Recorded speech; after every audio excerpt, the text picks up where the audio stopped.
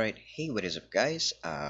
This is me, Lew, and this is another part of series of our page. It's called Tonight with Lew Podcast. This is a podcast wherein we're just going to rant or maybe share our thoughts with um, that comes in my mind with the specific topic that we have. Keep in mind that this podcast is different from Saturday's stream with Lou and this one because tonight with Lou is can be random. It can vary from Mondays to Fridays or maybe Sundays, like any day except for Saturday.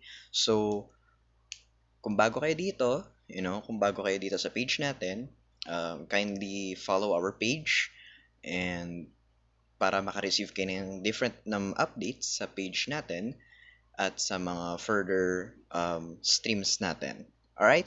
So, we're going to start our stream, our topic in about 2 minutes,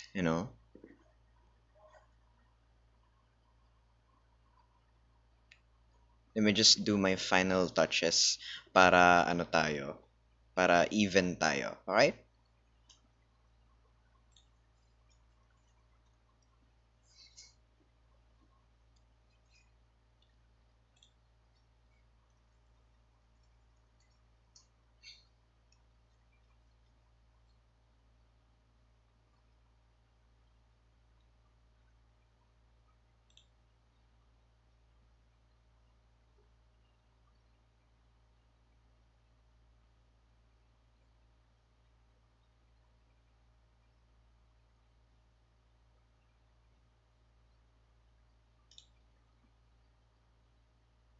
Let me just do my final touches, my final setup, and we're good to go. Alright? Good.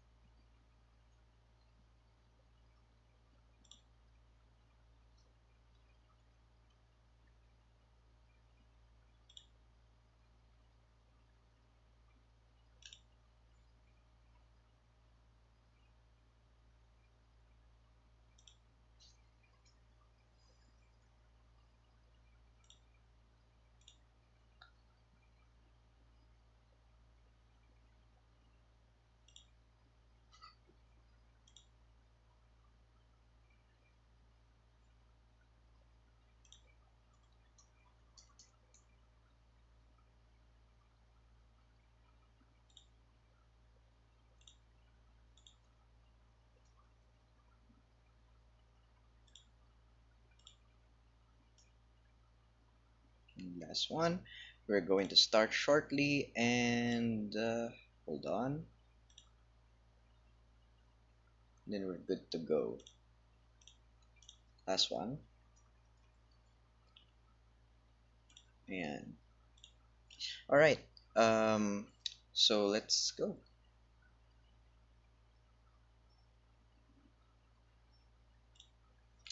All right. So, ano ang topic natin for tonight? Topic natin for tonight is depression. So, depression is something very crucial when we talk about it. Depression is something that we mostly know, you know. Lagi natin na-encounter yun every now and then when we ask someone, are they okay? They would tend Sometimes they would tend to say na they are depressed, and other times they are just sad.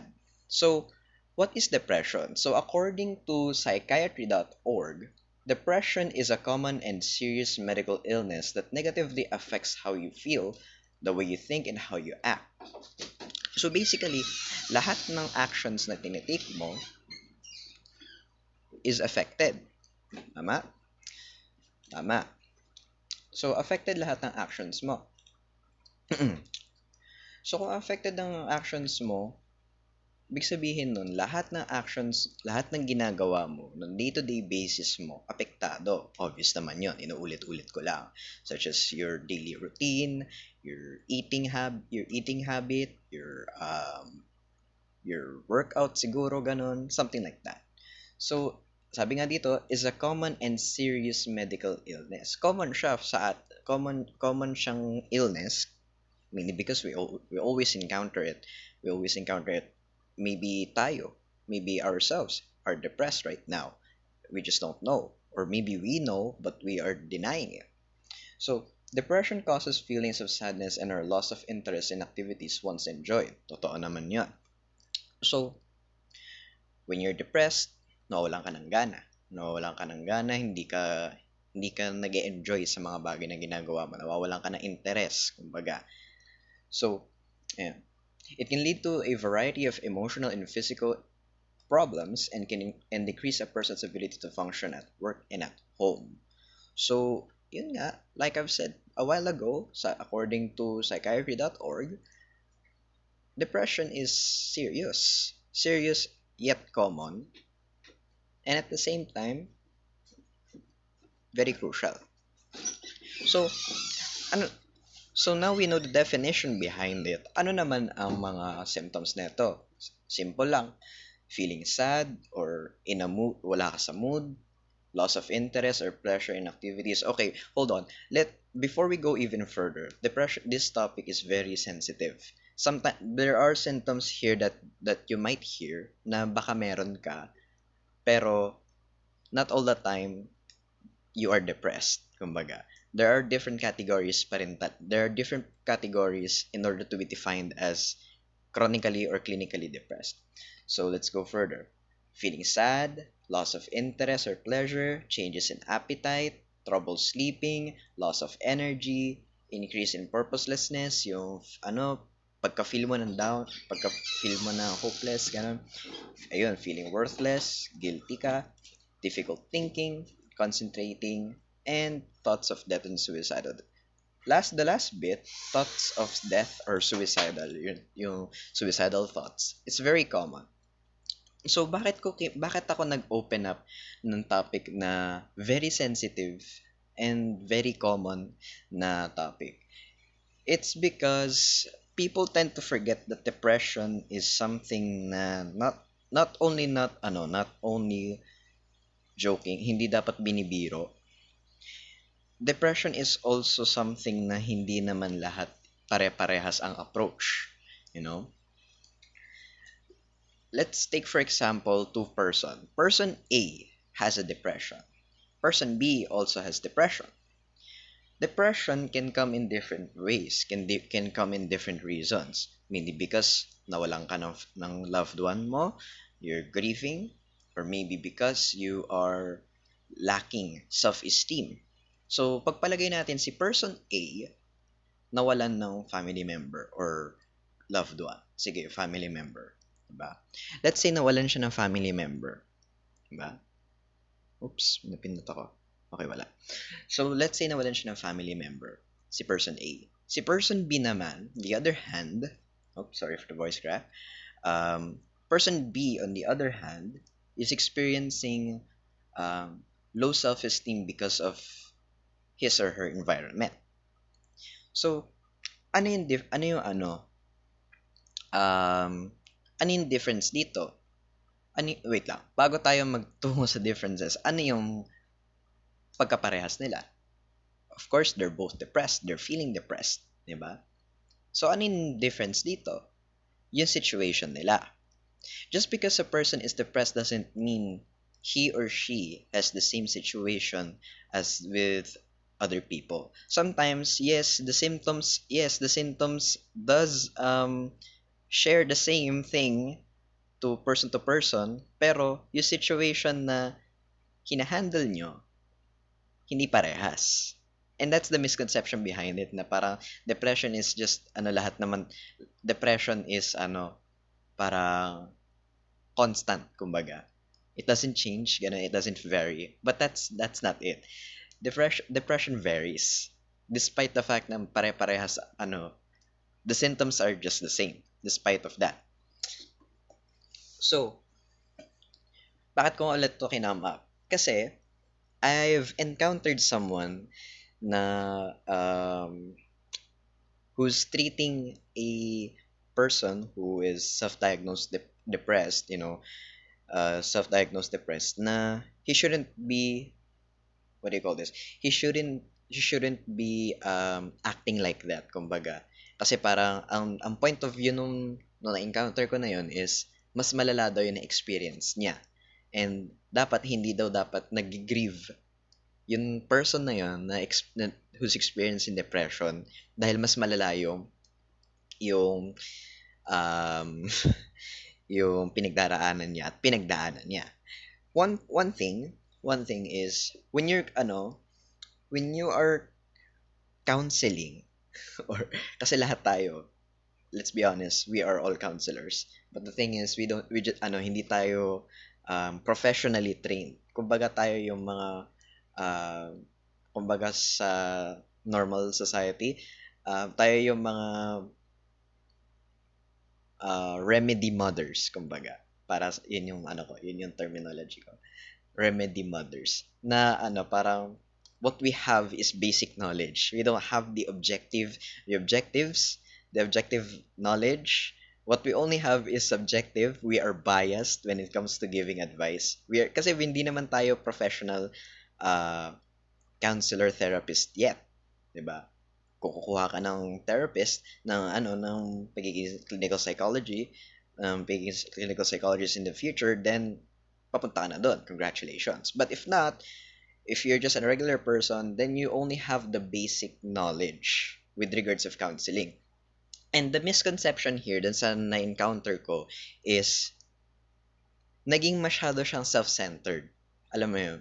Kasi when it comes to counseling, as much as possible, the focus should be 100% to your client, to your patient.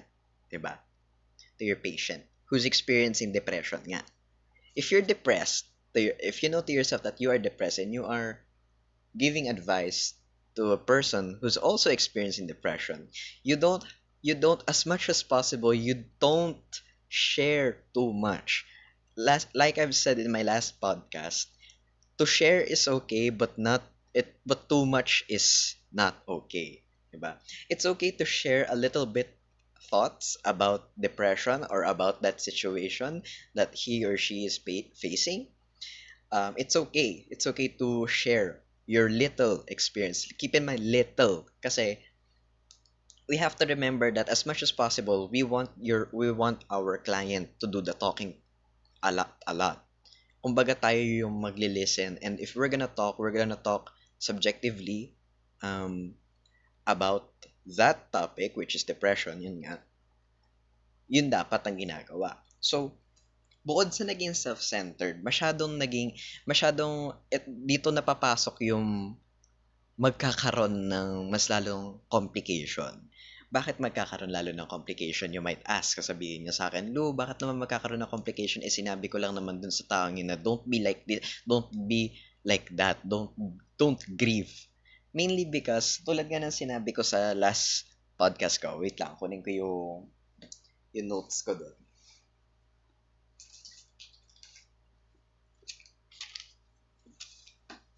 Di ba nga, sabi ko, sa last podcast natin, na when a person is opening up, the reason why he or she or that person is scared is because of the judgment of other people. By means of saying, by means of oversharing, nagkakaroon ka ng hindi halatang judgment, kumbaga. Parang, ginajudge mo siya pero sa ibang paraan. But it's still considered judgment. So, it defeats the purpose. Diba? It defeats the purpose na you are hearing or listening to that person. Tapos you're gonna give judgment to that, right? And yun nga, fear of admitting weakness. Diba? That's the reasons why kung bakit a person is having a hard time opening up. So, kung ganun ang approach mo sa patient or sa client mo, how are you gonna make sure na right after your session magkakaroon ng assurance na yung binigay mo sa kanya, yung sinabi mo sa kanya, magkakaroon ng progress. As reality speaking tayo, walang progress na mararating yun. Mainly because mas lalo mo lang binaba lalo yung self-esteem nung client or nung patient mo. Kasi part of counseling is helping you kasi a counselor or a therapy session is like this. It's like a coach and an athlete relationship. The coach, 'di ba? The coach, 'di ba? The coach is the one who is what do you call this? A coach is someone na alam yung game plan. But he is not the one who's gonna go out there and do the game plan. Of course, you are the athlete, di ba? You are the athlete. So if you are an athlete, ibig sabihin, you have to consult to your coach in order to do the game plan, in order to win the game. You both have the same objective, to find resolution, to find the solution behind what is the problem. So ganun ng therapy session, ganun ng counseling session. Both of you are looking for the solution behind the problem. Now, bakit ko naman nasabi na parang it's not a good thing to say na ganito nga na don't be like that. Don't feel like that. Kasi when a person is opening up to you, especially kung depression ang kinaharap niya, or any guys. Pero kasi dahil ito yung specific topic natin ngayon, depression, di ba? So that's where we're gonna talk about. Kung halimbawa, yun nga, yung person na yun is experiencing depression. If you hinder that person, any way of hindering, di ba? If you hinder that person to let out his or her expression, parang basically dinedegrade mo na rin siya. Parang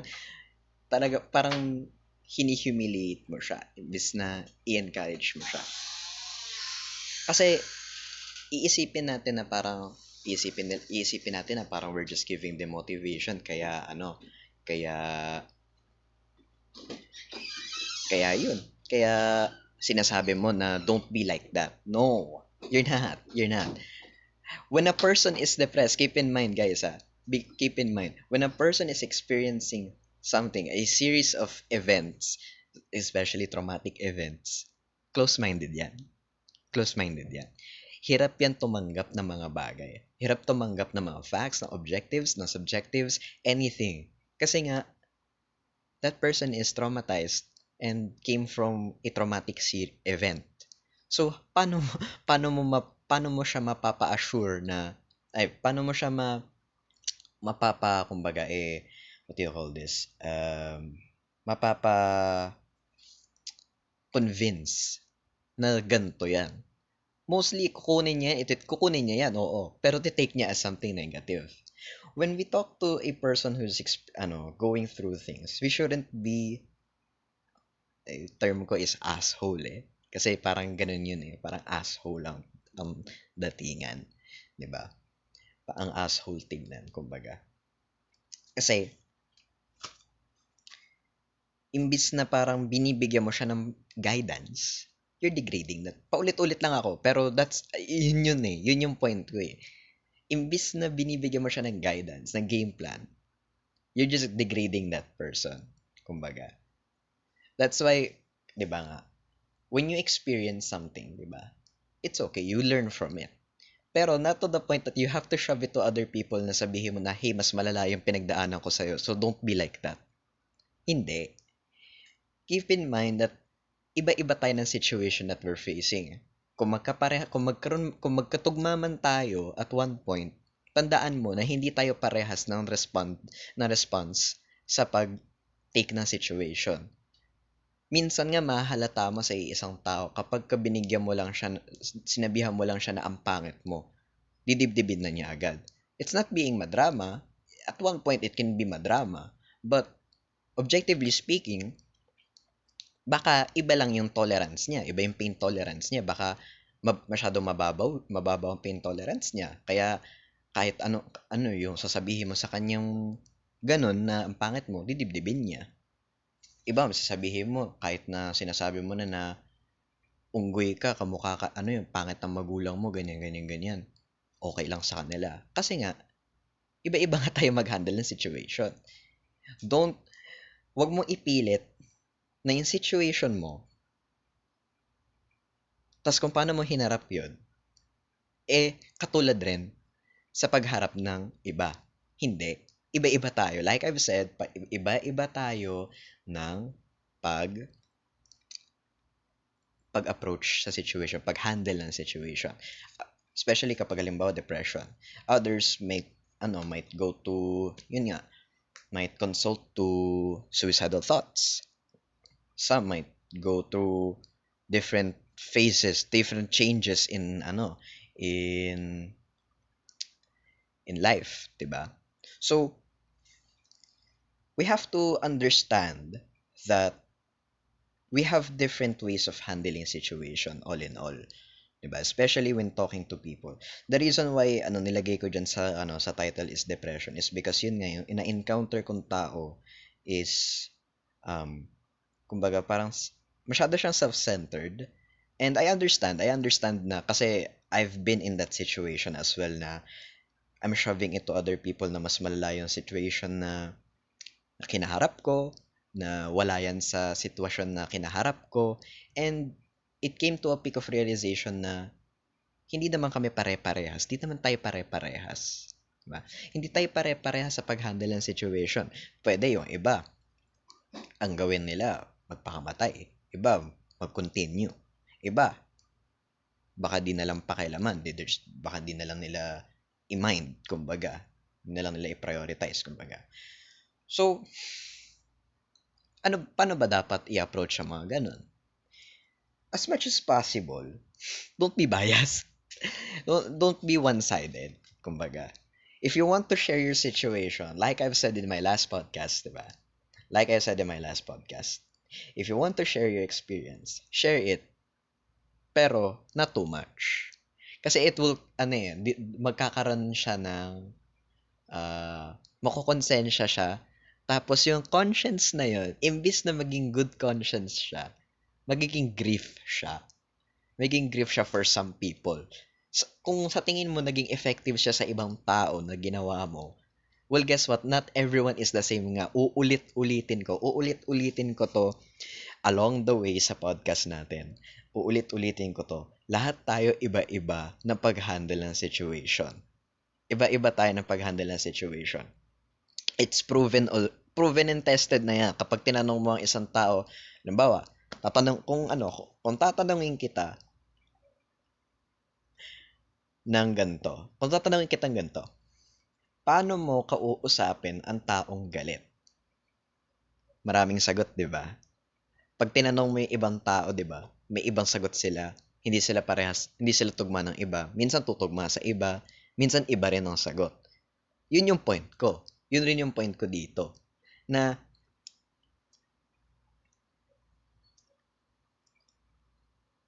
iba-iba tayo ng pag-handle ng situation. That you have to approach them. You have to approach them na in a professional matter. You have to ask them, what made you, what's the cause of that problem? Diba? What's the cause of your depression? Kailan pa yan? Sa tingin mo, ano yung probable thing na gawin? Diba? Kung mag-share ka ng little thing about your experience, go ahead. But like I've said, not too much. Kasi baka mag-spark lalo ng guilt yan. Diba? It's great kasi some might say na Kasi when motivating, yung parang motivation, parang gagawa ka ng motivation speech, syempre naka-base yan all around sa buhay mo, di ba? Naka-base yan sa sa life situations mo, no?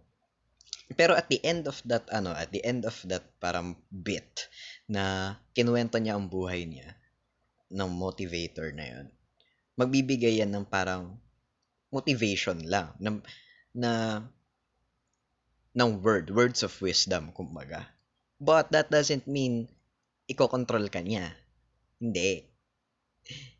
Bibigyan ka lang niya ng motivation speech, ng motivating words. And it's up to you if you're gonna take it or not. Kasi ganun na motivator and at the same time mga counselor and therapist. 'Di ba? We're here to help you. Yes, we're here to help you. But it's still up to you to decide whether if you're going to accept our offer or not. Kasi if you're not gonna accept our offer, then might as well you have to stop the therapy session kasi it doesn't work for you. 'Di ba?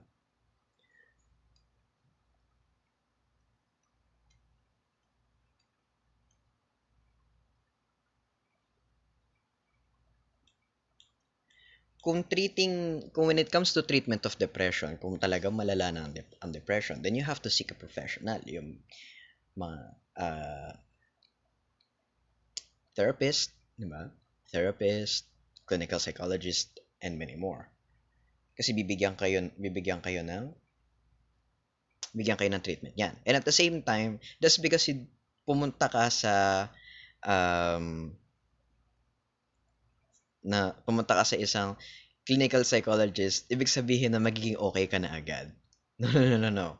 You're gonna do the work as well. You're gonna do the work as well. Hindi yung pumunta ka lang doon, naglabas ka lang. Paglabas mo ng clinic nila, okay ka na, hindi. Both of you have the same objective and both of you will do the work. Your therapist, your counselor will give you guidelines on what to do, and you, as a patient, a client, will do it, will abide in order for you to solve your situation. Ayan no, sabi dito, self-help and coping. There are a number of things people can do to help reduce symptoms of depression. For many people, regular exercises. So basically, personal development as well, 'di ba? Personal development kasi yun parang depression for me, in my own definition, it's part of our life.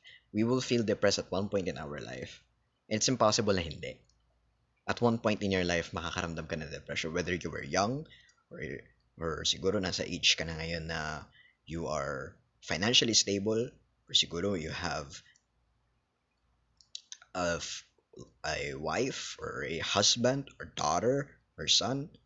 So, depression comes in different ways. Hindi lang naman siya in depression na personal. It can be because of money, be because of your job, maybe because of your academic performance.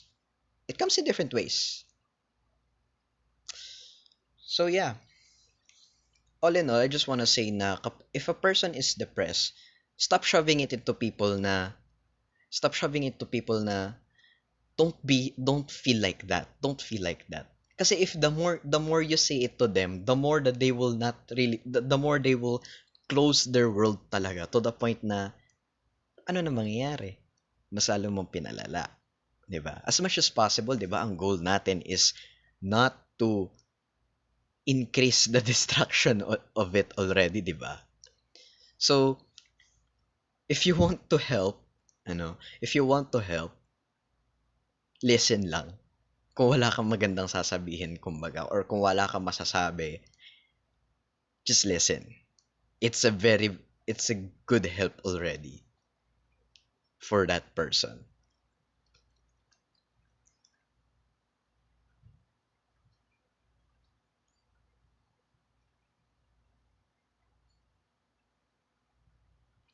So, ano tayo? Commercial break tayo. Tingnan natin ang mga comments natin dito. Sabi ni Christian D, I don't know kung nandito pa siya. Any basis po sa mga sinasabi niyo unless professional po kayo. I'm basing it on the articles behind, articles and um, studies na nababasa ko. So, Christian, I know na hindi pa ako professional, papunta pa lang ako dun, but I'm expressing myself based on what I've read, yung mga knowledge na nakukuha ko, na legitimate, and at the same time, my experiences as well. Part of being a therapist is also part rin ng, you're giving away game plans based on your experience as well, but not too much. Sabi ni Lara Eunice, grade 7 ako noon na clinically diagnosed as depressed, physically and emotionally bullied ako noon. Up until now, yung wound na yon hindi pa nag-heal. Got tired of the pills and counseling. Hindi pa fully healed. So, Ate Lara, I hope right now you're still healing up until now. Pills and counseling. Yes, when it comes to counseling kasi, counseling and psychotherapy, it's not for everyone. Like Ali Matu said, 'di ba? In his video, meron siya YouTube channel actually. He is a clinical psychologist, therapist. Um, if you know to yourself that therapy isn't working, stop na lang. It's not you giving up. It's you saying na it's not fit for me, kumbaga. Kasi you're just gonna waste your time and money and effort to go to your therapist tapos may kita mo naman there's no progress behind it. Hindi naman para sa lahat. I mean, let's be honest right now. As much as therapists and counselors wanna help, you know, the sad thing is counseling is not for everyone talaga. At one point in our lives talaga, mas mas malalaman pa natin lalo yung sarili natin and can solve our conflicts on our own sometimes. But sometimes it's not bad to get an helping hand. So, yes, especially pills and counseling. So, pills and counseling hindi naman para sa lahat, you know. Some may work, some may not. So, yeah, Telara, I hope na you're still healing in the process, you know. So, yeah.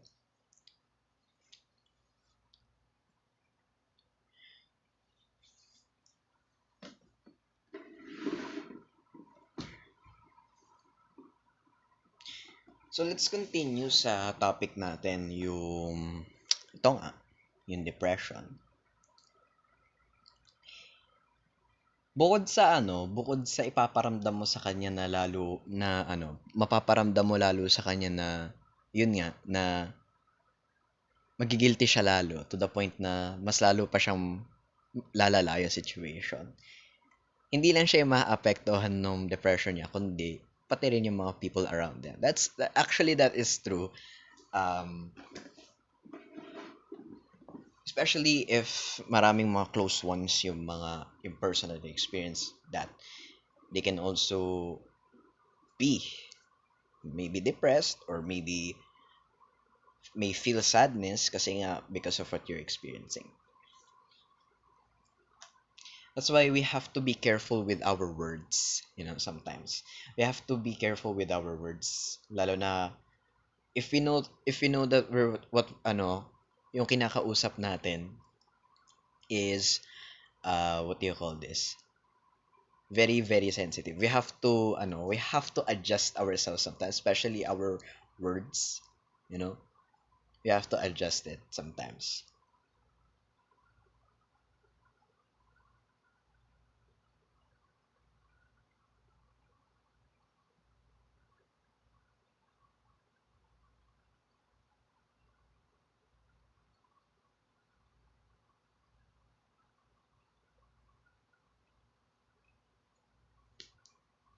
It just gets to my nerves lang talaga when I hear people na sinasabi na, yun nga, depression lang yan, ganyan, ganyan, ganyan, ganito. Don't say lang.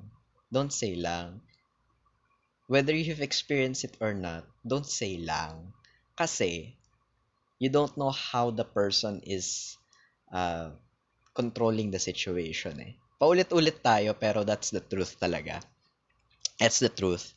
You don't know how the person is experiencing, how that person is managing the situation. So, you have to be very careful sa mga sasabihin mo sa kanya.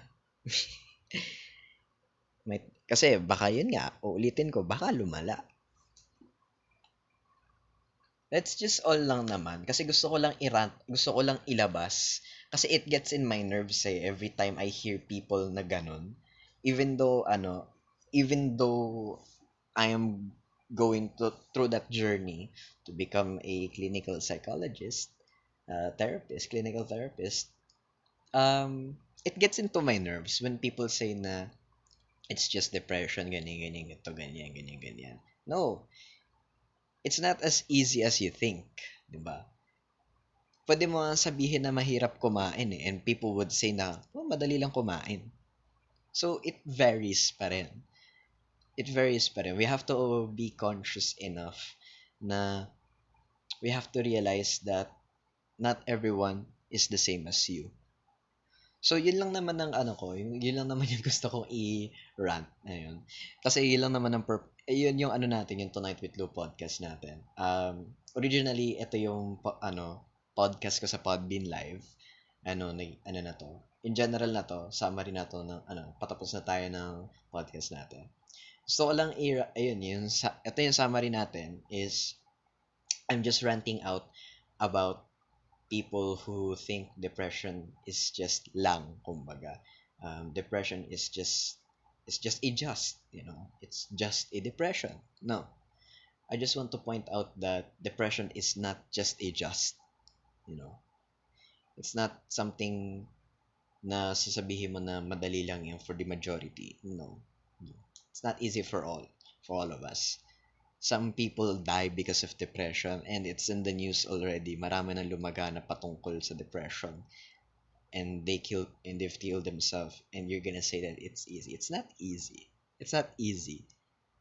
Kasi there are a lot of thoughts running into that person's mind. Kaya it's not easy. So all in all, yun, maraming salamat sa nakinig. I know it's a shitty rant. Uh, alam kong marami akong makukuhang hate dito dahil sa way of explanation ko.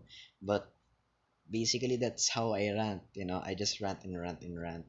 So I hope na kung may mga mali man ako na i-point out, kindly comment it lang. Kumbaga, i-ano nyo na lang, i-leave out nyo na lang sa comments para the next time, I won't do the same mistake that I've done. So yeah, that's Tonight with Lew podcast. That Tonight with Lew is basically just me ranting about things. So yeah, thank you very much for listening sa podcast natin. I know it's not that much, it's not that much. It's not that much. Sa Saturday, meron ulit tayong Saturday stream. Abang-abang pa tayo dyan, guys. Abang-abang tayo sa podcast na yun. Yun nga, sa mga nanonood sa YouTube right now ng podcast natin na to, kikinig, kindly like our page, yung online tanungan, follow also, and at the same time, subscribe na rin kayo kung sa YouTube kayo nakikinig ng podcast natin. But other than that, thank you very much for listening thank you for lending your ears and lending your time. I know it's not that much, but yeah, bawi tayo in the next stream. Alright, guys, so thank you very much for listening. I'll see you next time. And yeah, peace out. Carry on. Bye.